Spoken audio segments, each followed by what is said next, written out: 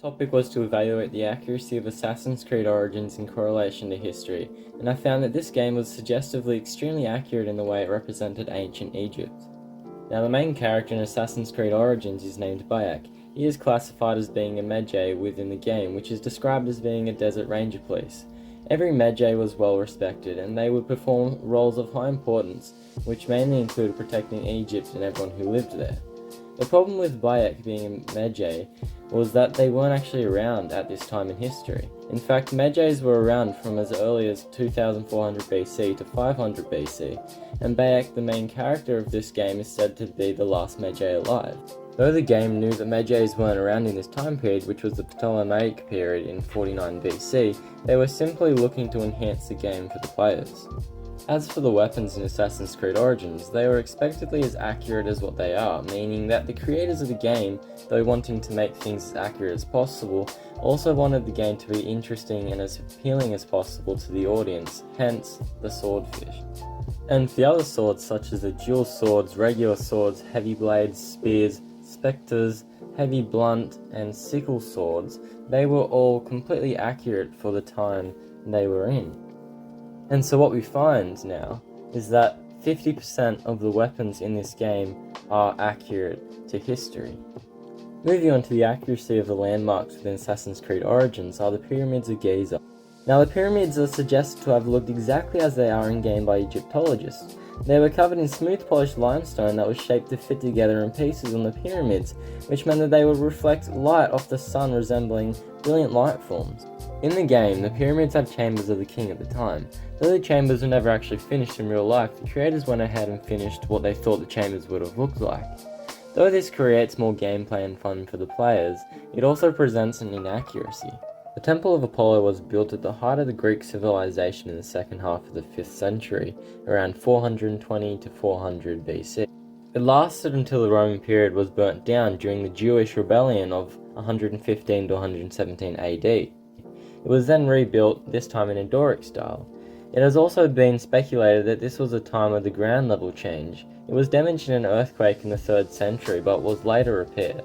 The Baths of Trajan were also constructed in the sanctuary during the Roman period, dating from 100 AD.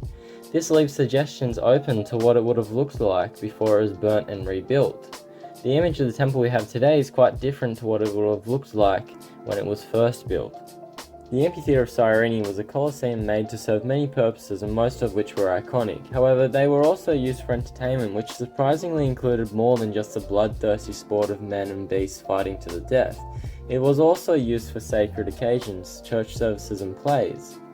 The picture that we have today of the suggested Colosseum of Cyrene doesn't actually state where it is, suggesting that this may not have actually existed, which presents a major inaccuracy for the game. The amphitheatres for Rome was a statement of saying that they were the most powerful, wealthy, and had the largest population. It also represented the heart of Roman civilizations, and if it would fall, the people of the city would too fall because it was so indestructible. For more suggested inaccuracies of this amphitheatre, it has a red material shelter that runs around the top of it to shade people watching inside, which could have been something real or it simply wasn't, which yet again suggests another inaccuracy of the game. Regarding the accuracy of the clothing in the game, I have found that it is half accurate in relation to history, meaning that the normal wear of the village people in the game is accurate, but the clothing that the soldiers wear is inaccurate, and this could be because the game wanted things to look more appealing, but I don't think this is the case. The soldiers in-game wear heavy chainmail and iron armour, when in fact in real life soldiers in Egypt would have worn linen cuirass. The type of armour covering the torso, or at most a bronze chestplate that would have been paired with a linen skirt providing some protection but being a lot easier to wear in the heat. I think that this is a genuine mistake and an inaccuracy of the game. The clothing of the villagers in-game is historically accurate. Almost all clothing was made out of the linen, which is a textile made of flax fibres that were weaved and sewed together. Wool was a rare material used for clothing, and animal fibres were reserved for royal people.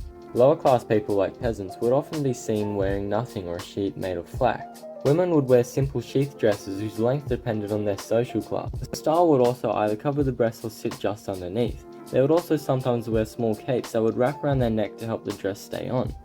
Most Egyptians were barefoot, though on special occasions footwear was worn. They wore sandals made of leather and sandals made out of papyrus, which was reserved for royalty. Children didn't wear clothes until they turned 6 years old, and even then some weren't wealthy enough to own clothes. Pharaohs also wore, as symbols of power, leopard skins over their shoulders and a lion's tail hanging from their belt. The Ptolemaic period began when Alexander the Great defeated the Persians in Egypt in 332 BC. After he died in 323 BC, his generals divided up his empire and Ptolemy took Egypt. The end of the Ptolemaic period is at the death of Cleopatra, and the game Origins is set around the Ptolemaic period, where Cleopatra and Ptolemy are the last rulers of the Ptolemaic dynasty, which ended around 30 BC. The Ptolemaic period was a Greek-Macedonian royal dynasty which ruled the Ptolemaic kingdom in ancient Egypt during the Hellenistic period. Their rule lasted for 275 years, from 305 to 30 BC. In relation to the game, the Ptolemaic period is represented accurately. Though the game has some science fiction and conspiracy guffs throughout it, it is extremely accurate in exploring what ancient Egypt would have looked like in every way there is. For the game, I believe that it has hit its mark, because although the creators wanted to try and make the game as accurate as possible, they also wanted to make it fun for the players, and therefore, some things such as the weapons, landmarks, clothing, and timelines have shifted.